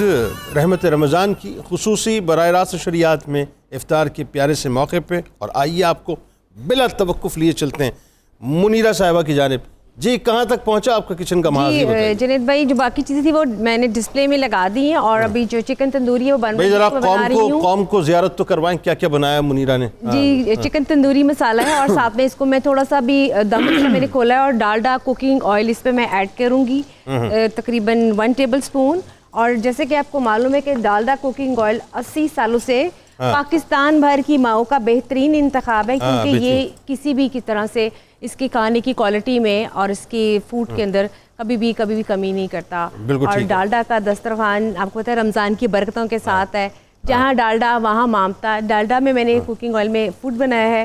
اور اس کے ساتھ ساتھ میں یہ بتانا چاہوں گی کہ جو میں نے فلیور دیا تھا اسموک کا، وہ اسموک اچھی طرح اس پہ فلیور آ گیا ہے، جس کو میں نے آئل میں لپیٹ کے دیا تھا. ہمیں کیسے پتہ چلے گا؟ جی ہمیں تو نہیں پتہ چل رہا. آپ کو خوشبو نہیں آئی؟ خوشبو نہیں آئی؟ دور سے کہاں سے آئی خوشبو؟ جب کھانا آپ وہ اس کا طریقہ یہ ہوتا ہے کہ اہتمام کے ساتھ. جنید بھائی آپ فکر مت کیجئے، مفتی صاحب کے لیے، راجہ صاحب کے لیے، مطلب دیگر مہمانان کے لیے بہت اچھے طریقے سے ہم گارنشنگ کر کے بھیجیں گے انشاءاللہ. ٹھیک ہو گیا. طریقہ یہ ہوتا ہے نا اس کا. بالکل ایسے ہی اس کو گارنش کر کے، باقی تو میں نے کر دی تھوڑی سی جو رہ گئی وہ اس کو بھی ڈش آؤٹ کریں گے. جب تک میں عین الیقین اور حق الیقین کی منزل پہ نہیں پہنچوں گا میں نہیں کہہ سکتا کہ اس میں لے دیکھیے یہ آپ نے بات بالکل ٹھیک ہے. یہ میں اس کو ڈش آؤٹ کر رہی ہوں. تو تندوری مسالہ آپ دیکھ سکتے ہیں. ٹھیک ہو. چکن اس کا بالکل ٹینڈر ہے، اور اس کو دونوں طریقے سے میں نے بنایا ہے، گرل کر کے بھی، اور ساتھ میں اس کو میں نے ہلکا سا ڈالڈا کوکنگ آئل میں. رمضان کی برکتیں ہیں ڈالڈا کے ساتھ. ٹھیک ہو گیا، بہت شکریہ. اور انشاءاللہ جو ہے اب مزید آپ سے ہم بلکہ پوری قوم استفادہ کرتی رہے گی. مفتی صاحب آئیے اب ذرا موقع ایسا ہے کہ اب افطار کے قریب ہیں، تو ایک تو قصیدہ غوثیہ اور دعا. بسم اللہ الرحمن الرحیم. اللهم صل على سيدنا ومولانا محمد معدن الجود والكرم وآله وبارك وسلم. یا شاہ جینا یا شاہ جینا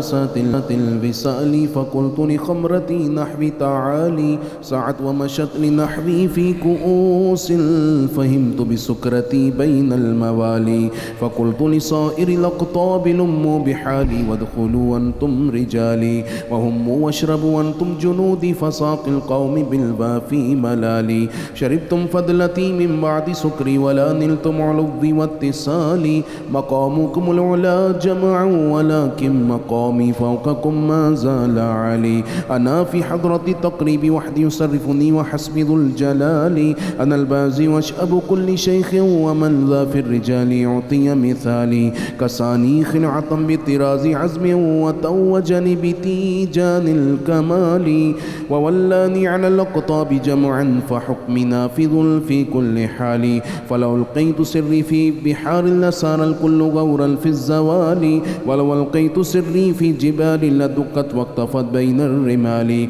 ولو ألقيت سري فوق النار لخمدت والتفت من سر حالي ولو ألقيت سري فوق ميت لقام بقدرة المولى تعالي وما منها شهور أو دهور تمر وتنقضي لا تالي وتخبرني بما يأتي ويجري وتعلمني فاقصر عن جدالي يا شاهدينا يا شاهدينا يا شاهدينا يا شاهدينا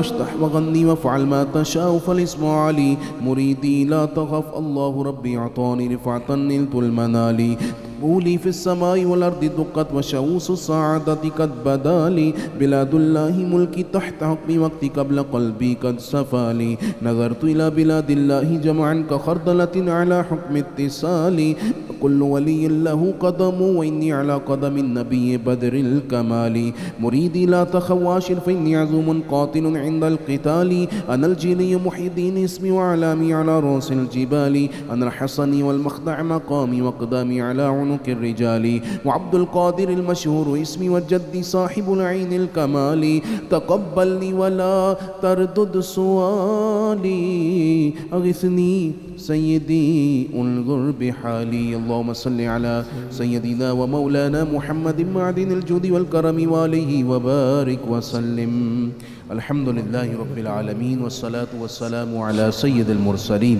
پروردگار آج پوری قوم نے تیرے فضل اور مہربانی سے روزہ رکھا ہے اللہ ہر روزے دار کا روزہ قبول فرما افطار کا وقت قبولیت کی گھڑیاں ہیں تیرے حضور خاص التجا ہے اے اللہ تو نے اپنے ابابیلوں کا لشکر بھیج کر بیت اللہ کی حفاظت کی حضرت ابراہیم کو سلامتی کے ساتھ نار سے نکالا جناب یونس کو مچھلی کے پیٹ سے نکالا تو ہر طاقت کا مالک ہے اے اللہ سارے مسلمان تیرے حبیب کا کلمہ پڑھنے والے تیری غیبی طاقت کے ظہور کو منتظر ہیں کہ کب ہوتا ہے یا اللہ اہل غزہ کے لیے اپنے غیبی لشکر اتار دے یا اللہ ان کو مسائل اور مصائب کے بھنور سے نکال لے پوری قوم میں جتنے بیمار ہیں یا اللہ سب کو شفا دے دے پاکستان کی حفاظت فرما اور تمام کرائسس سے ہمارے ملک کو نجات دے کر ہر طرح کا استحکام سلامتی اور سر بلندی عطا فرما ہر گھر کے دسترخوان میں برکت ہر شعبے میں برکت زمین میں برکت ہوا میں برکت جہتوں میں برکت یا اللہ پاکستان کو برکتوں کا گہوارہ بنا اور اس وقت جتنے ناظرین ہمارے ساتھ دعا میں شامل ہیں یا اللہ سب کی دعائیں قبول فرما خصوصاً ڈاکٹر محمود قریشی صاحب کی بیٹی کی آج برسی ہے یا اللہ ہماری بیٹی عائشہ کی بخشش فرما اور اس کے درجات بلند فرما وصلی اللہ تعالی علی حبیبہ سیدنا و مولانا محمد وعلی آلہ واصحابہ اجمعین برحمتک یا ارحم الراحمین آمین اللہم آمین جزاک اللہ ناظرین کرام بس افطار کا وقت آپ پہنچا دوسری افطار انشاءاللہ آپ کریں گے جس وقت دسترخوان سجا ہو اور آپ کے انگنا میں آپ کے شہزادے اور شہزادیاں آپ کے سامنے بیٹھے ہوں اور آپ ان کے سامنے ٹھنڈا ٹھنڈا شربت رکھیں تو اس ٹھنڈے ٹھنڈے شربت کو سامنے رکھتے ہوئے ان غزہ کے بچوں کو ضرور یاد کیجیے گا کہ جن کے پاس اس وقت پینے کو پانی میسر نہیں ہے. میں آپ کو واقعتاً عرض کر رہا ہوں, پینے کو پانی میسر نہیں ہے. خدا کی عزت و جلال کی قسم, جو قیامت خیزی وہاں پر بپا ہے, ہمیں تو اس کا ادراک ہی نہیں ہے, پتہ ہی نہیں ہے کیا ہو رہا ہے. واللہ باللہ تاللہ اگر ہمیں پتہ چل جائے, ہم اپنے کلیجے کو پھاڑنا شروع کر دیں. جو پی ایس ایل میں تماشے ہو رہے ہیں نا, جو قوم ناچ رہی ہے, رقص کر رہی ہے, اور سوری ٹو سے معذرت کے ساتھ 2 روٹیاں زیادہ کھائیے گا میری بات اگر بری لگے تو. یہ جو ایوانوں میں جا کے بیٹھے ہیں نا, اقتدار کو بھمبوڑنے کے لیے بیٹھے ہیں نا, ان کے منہ سے ایک اسٹیٹمنٹ نہیں نکل رہا, ایک اسٹیٹمنٹ. کچھ نہیں کر سکتے, ہینڈی کیپ ہو گئے, معذور ہو گئے, معذور. میں راجہ صاحب سے یہ کہہ رہا تھا, معذور ہو گئے, معذور, ہاتھ پاؤں کاٹ کے ہمارے ڈال دیے گئے, کچھ نہیں. کیا کر سکتے ہیں؟ دعا کر سکتے ہیں, تاسف کر سکتے ہیں, اور کیا. یاد کیجئے گا افطار کے وقت, یاد کیجئے گا ان ماؤں کو, بہنوں کو, بیٹیوں کو. کیا کہوں صاحب, چھتیں ان کے سروں سے اٹھ چکی ہیں ان کے سروں سے. کتنے بچے تو ایسے ہوں گے جو اس سوچ میں ہوں گے, بابا افطار کروائی تھی پچھلے برس آپ نے, آج اس کا باپ نہیں ہے, آج اس کی ماں بھی نہیں ہے اس کے ساتھ. ملاقات کرتا ہوں آپ سے انشاءاللہ افطار کے بعد.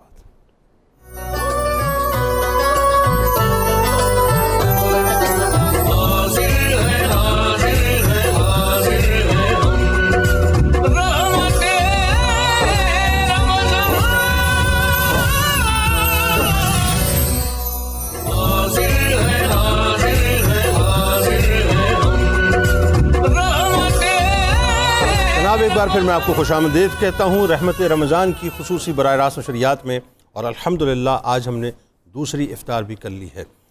ناظرین کرام, وقفے سے قبل آپ کو پتہ ہے ہم بات کر رہے تھے کہ اسلام بنیادی طور پہ دین امن ہے, دین محبت ہے, دین سلامتی ہے. اسلام نام ہے نا, سلامتی, اور سلام کا دین ہے. لیکن ایک سوال جو مجھ جیسے طفل مکتب کے ذہن میں ہر وقت گردش کرتا ہے, اور ظاہر ہے آپ لوگوں کے ذہنوں میں بھی کہیں نہ کہیں گردش کرتا ہوگا, کہ صاحب یہ جو ہاتھ جوڑ کے معذرت خانہ رویہ ہم نے ایک سرٹن ٹائم سے اپنائے رکھا ہے, اور ہم یہ کہتے ہیں صاحب کہ ہم اسلام کا مقدمہ صحیح طور سے انٹرنیشنل کمیونٹی کے سامنے پیش نہیں کر پائے, ہم نے اپنا مقدمہ صحیح طور سے فلوٹ نہیں کیا, ہم نے اپنے مقدمے پہ صحیح طور سے تیاری نہیں کی ہے. ہم تو امن کی بات کرنے والے لوگ ہیں, پیار کی بات کرنے والے لوگ ہیں, محبت کی بات کرنے والے لوگ ہیں. اس پہ کوئی دوسری رائے نہیں ہے, کوئی رائے نہیں ہے اس میں. دین اسلام تلوار سے نہیں پھیلا, محبتوں سے پھیلا ہے, دروس سے پھیلا ہے. سرکار مدینہ صلی اللہ علیہ وآلہ وسلم اور ان کے جو جانثار ساتھی تھے, جو ستاروں کی طرح جو ہے وہ سرکار مدینہ صلی اللہ علیہ وآلہ وسلم کے ارد گرد رہتے تھے, ان کی تابناکیوں سے بنیادی طور پہ دین پھیلا ہے. اس پہ کوئی دوسری رائے نہیں ہے. لیکن معاملہ یہ ہے کہ آج آپ دیکھیے کہ ہم جتنا ہاتھ جوڑتے چلے جا رہے ہیں وہ اتنا ہی ہمارے ہاتھ پیروں کو کاٹتے چلے جا رہے ہیں. ہم جتنا ہی اپنے سر کو جھکاتے چلے جا رہے ہیں اتنا ہی وہ ہماری گردنوں پر اپنا پیر رکھ کے ہمارے سروں کو قلم کرتے چلے جا رہے ہیں. جتنا ہی ہم ان کے سامنے دبے لچے قدموں کے ساتھ کھڑے ہوتے ہیں اتنا ہی وہ مزید ہمیں دبانا شروع کر دیتے ہیں. اور جتنا ہی ہم ان کے سامنے یہ کہتے ہیں صاحب کہ ہم تو بہت ہی پرامن قسم کے لوگ ہیں, یقیناً اس میں کوئی دوسری رائے ہو نہیں سکتی, لیکن اتنا ہی وہ جو ہے اس بات کا فائدہ اٹھاتے ہیں اور ہمیں مزید دباتے ہیں. اور دیکھ لیجئے آج صورتحال کیا ہو گئی ہے پوری دنیا کے اندر, کہ اسلام جو ہے وہ مطلب اللہ معاف کرے, مجھے کہنا نہیں چاہیے جملہ, لیکن پتہ نہیں کیوں مجھے لگتا ہے کہ شاید یہ بات مجھے پہنچانی چاہیے, کہ ہم نے جو ہے اسلام کا ٹیگ اپنے اوپر لگانے کے بعد اپنے اندر جو ہے وہ یوں محسوس کرنا شروع کر دیا ہے کہ پتہ نہیں ہمیں اپنا تعارف جو ہے وہ اس طرح سے کرانا چاہیے نہیں کرانا چاہیے. یعنی صورتحال یہ ہو چکی ہے.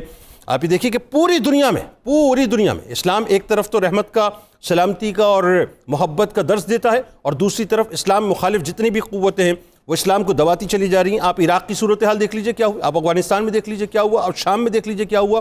اس وقت غزہ کے اندر جو کچھ بھی ہو رہا ہے, آپ یہ دیکھیے وہ لوگ جو کہ ہیومن رائٹس کے چیمپئن بنتے ہیں, جو یہ کہتے ہیں صاحب کہ ہم تو کتوں کے اور بلیوں کے حقوق کی بات کرتے ہیں, آج وہاں پر جس انداز سے انسانیت کو زندہ درگور کیا جا رہا ہے اور متواتر کیا جا رہا ہے.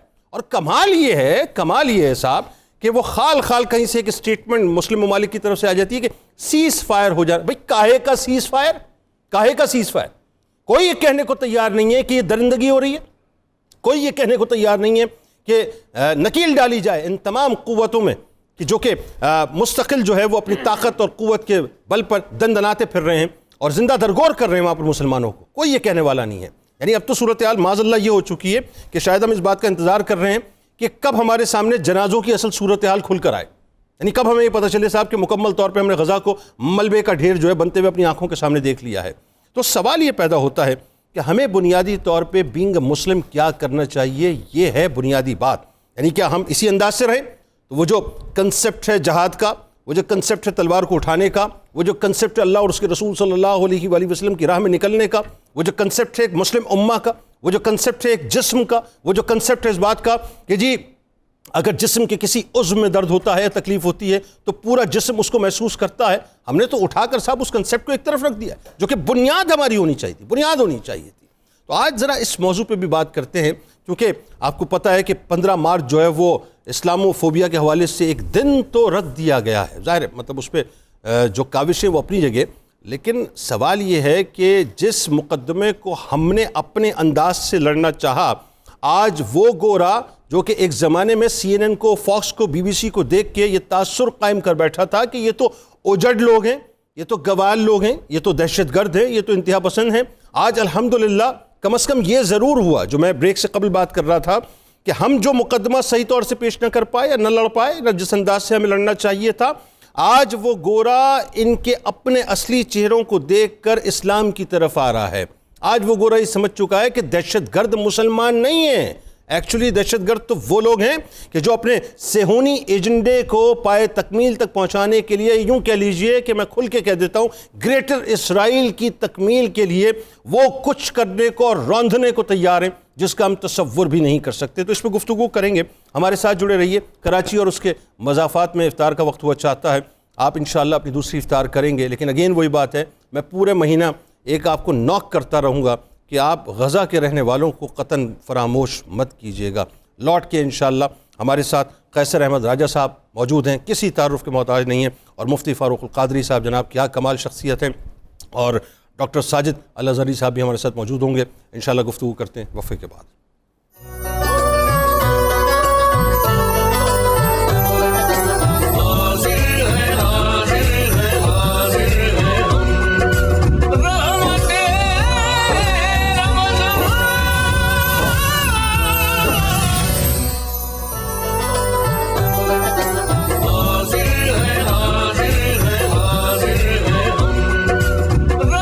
ایک بار پھر آپ کو خوش آمدید، اور آئیے سلسلے کو وہیں سے جوڑ لیتے ہیں کہ یہ جو تصور کہ اسلام محبت کا دین ہے بالکل ہے، لیکن جو کچھ بھی اسلام کے ماننے والوں کے ساتھ پوری دنیا میں ہوتا رہا یا ہو رہا ہے اس وقت غزہ میں، اس سلسلے میں ذرا مفتی صاحب اب آپ بتائیے، کیا اب بھی ہم لالی پاپ ہی چونستے رہیں کہ مطلب محبت کی باتیں، امن کی باتیں، پیار کی باتیں؟ بتائیے.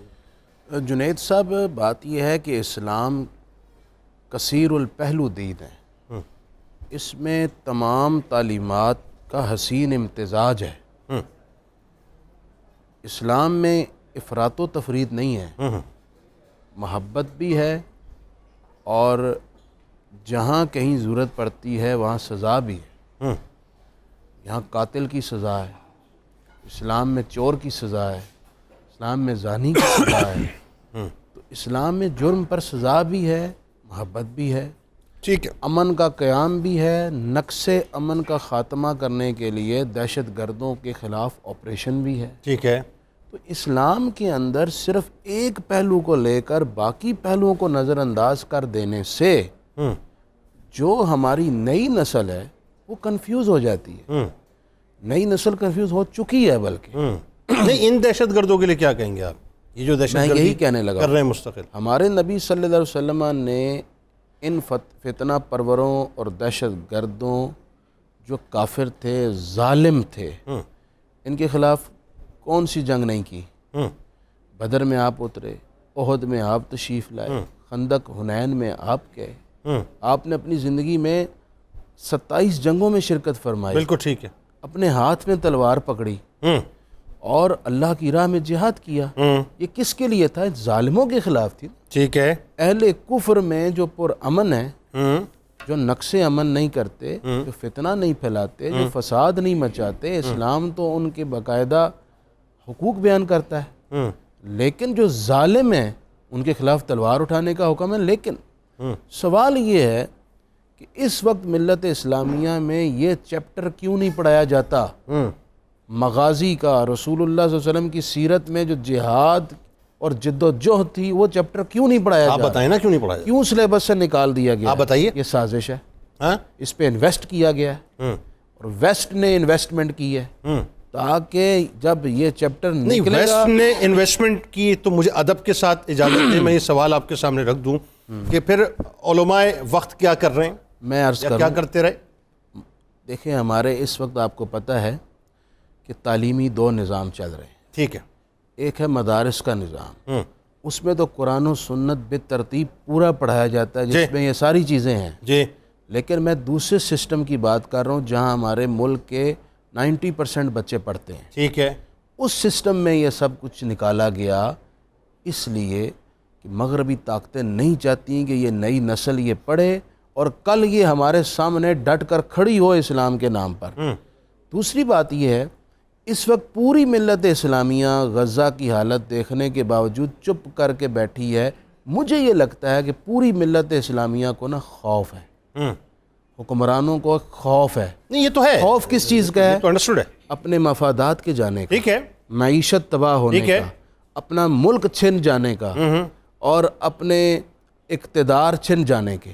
یہ خوف ہیں جس وجہ سے وہ اپنے بھائیوں کی مدد کے لیے کھڑے نہیں ہو رہے، لیکن وہ یہ بھول گئے جب اللہ رسی دراز کرتا ہے نا اور اس کے بعد ڈھیل دیتے دیتے بندے کو مست کر دیتا ہے، پھر وہ اچانک رسی کھینچتا ٹھیک ہے۔ ظالموں کا تو خاتمہ ہو گئی، لیکن جو ظلم پر خاموش رہتا ہے وہ بھی ساتھ رگڑا جاتا ہے۔ ایک چومکھی کا کھیل ہے مفتی صاحب جو کھیلا جا رہا ہے، رائے صاحب آپ میری بات کو ریلیٹ کر پائیں گے کہ اس چومکھی کے کھیل میں وہ کھیل بھی ہے کہ آپ کی جو ینگ جنریشن ہے جس پہ آپ بڑا کام کر رہے ہیں اس کو ڈیٹیچ کیا گیا جی، ٹھیک ہے جی، اور اس کو ایک الگ دنیا دکھائی گئی ہے۔ جو مدارس کے بچے ہیں ان کو ایک الگ دنیا کے اندر رکھا گیا ہے۔ اب سوال یہ ہے جس طرف میں چاہ رہا ہوں کہ آپ گفتگو کریں کہ پوری دنیا میں ظاہر ہے ہم ہر فورم پہ گئے اور جا رہے ہیں، آج بھی جا رہے ہیں، سافٹ امیج، ملائم چہرہ، سافٹ امیج، ملائم چہرہ۔ بابا اس ملائم چہرے کی صورت میں جو انہوں نے ہمیں سافٹ نوالا بنا کے کھا لیا ہے، مجھے بتائیے اس وقت ہم اس صورتحال میں کہاں پر کھڑے ہیں؟ اتنا امن کا پرچار کر لیا، کچھ نہ ہو پایا۔ وہ جو دہشت گردی کا لیبل ہمارے اوپر لگا رہے تھے، آج غزہ نے ایکسپوز کر دیا، نقاب اتار دیا، بتا دیا اصل دہشت گرد تو یہ لوگ ہیں۔ بتائیے۔ نہیں، کوئی شک نہیں ہے اس بات میں۔ دیکھیں ہم جب کہتے ہیں کہ اسلام امن کا درس دیتا ہے، محبت کا ریلیجن ہے، یہ ساری باتیں ٹھیک ہیں، لیکن یہ نتیجہ ہے اس پروسیس کا جو کہ آسان نہیں ہے۔ قرآن میں تو اللہ تعالیٰ نے یہ تو ابتدائی جو ان کی ہجرت سے پہلے کا جو زمانہ ہے اس کی آیات کہ جو اللہ تعالیٰ نے پوچھا قرآن میں گردنیں کیوں نہیں چھڑاتے اور گھاٹی میں کیوں نہیں اترتے، اس سسٹم کو اچیو کرنے کے لیے آپ کو اس مشکل سے تو گزرنا ہے، اللہ ان گھاٹیوں میں اترنا پڑے گا۔ صحابی رسول ہیں جسم سے 4-5 انچ سے جسم کاٹا جا رہا ہے، اللہ اکبر، اللہ۔ لوگ جاتے ہیں اللہ کے رسول صلی اللہ علیہ وسلم کے پاس اور کہتے ہیں یا رسول اللہ اب دعا کیوں نہیں کرتے؟ اور اللہ کے رسول کہتے ہیں کہ جلدی مت کرو، مفہوم ہے ان کی بات کا، جلدی مت کرو کہ تم سے پہلے وہ لوگ گزرے ہیں جن کے سروں پہ آرے چلے، اللہ حضرت زکریا علیہ السلام، اللہ، جن کے جسموں پہ لوہے کی کنگیاں چلی ہیں۔ تو پھر وہ بتا رہے ہیں کہ وہ وقت آئے گا کہ کسی سوار کو تنہا جاتے ہوئے کوئی مشکل نہیں ہوگی۔ یہ حضرت خباب بن الارت رضی اللہ تعالیٰ عنہ کا سوال تھا۔ بالکل۔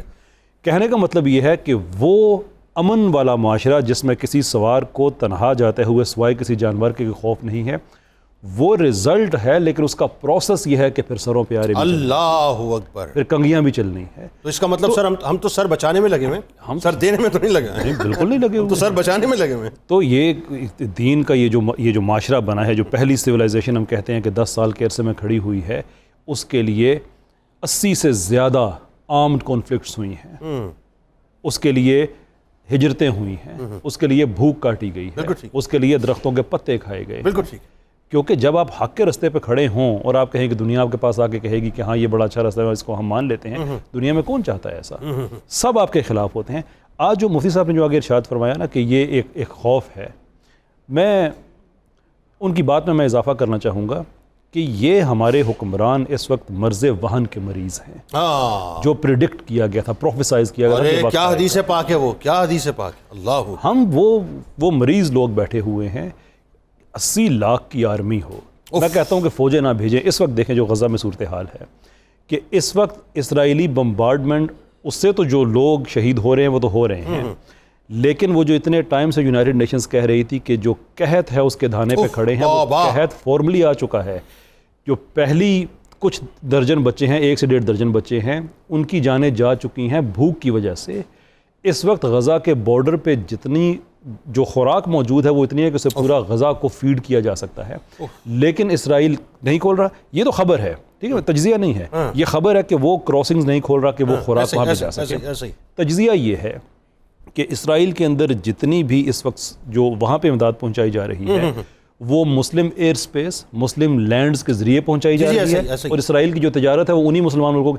تم یہ تو کہہ دو کہ جب تک تم کراسنگ نہیں کھولتے ہو، غزہ میں جب تک امداد نہیں آتا، تمہارے ملک میں نہ کوئی چیز جائے گی نہ آئے گی. اتنا تو کر سکتے ہو. صحیح. آپ کو یاد ہوگا عرب لیگ کی ایک میٹنگ ہوئی تھی OIC سے پہلے، میں نام نہیں لوں گا، نہ نام لینا چاہتا ہوں. 4 ممالک تھے جنہوں نے اپوز کیا تھا 22 میں سے یا 20 میں سے کہ جی ان کی تیل کی رسد بند نہیں ہوگی، یہ جو آپ کا کیا کہتے ہیں اڈے دیے ہوئے ہیں وہ جو ہے مطلب آف نہیں ٹرن آف نہیں ہوں گے، اور آئل جو ہے ان کا بند نہیں ہوگا، اور اس کے خلاف کوئی سخت اسٹیٹمنٹ نہیں ہوگا. گیم چینج وہاں سے ہو چکی تھی.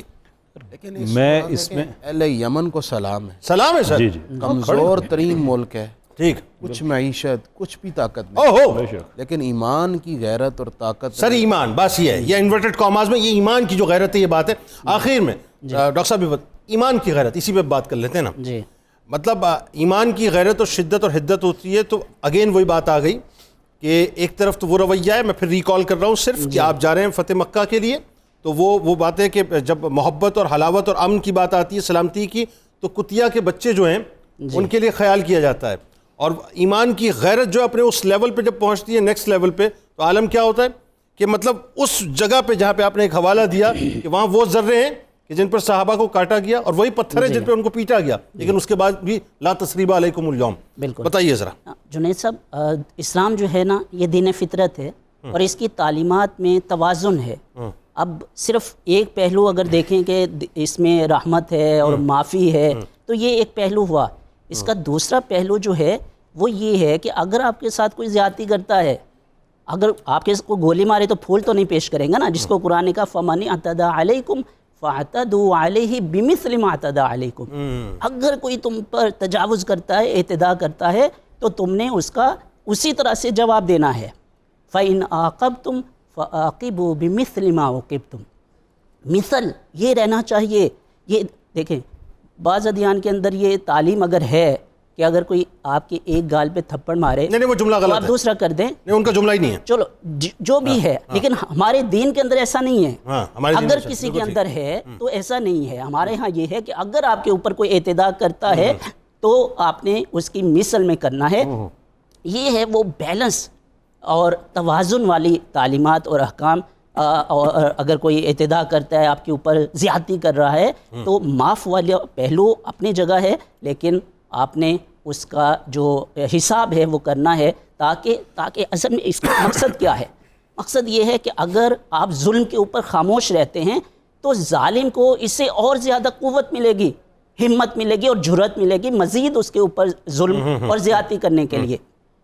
لیکن اگر آپ غیرت ایمانی دکھاتے ہیں تو جیسے مفتی صاحب کہہ رہے تھے کہ خوف ہے، لیکن قرآن مجید کہتے ہیں کم من فیۃ قلیلۃ غلبت فیۃ کثیرۃ باذن اللہ واللہ مع الصابرین. تاریخ کے اندر ایسی بے شمار مثالیں ہیں، اور ہماری جتنی بھی فتوحات ہیں اس میں اگر آپ دیکھیں تو ہمارے کوئی بھی بہت بڑے لشکر جرار نہیں ہوتے تھے.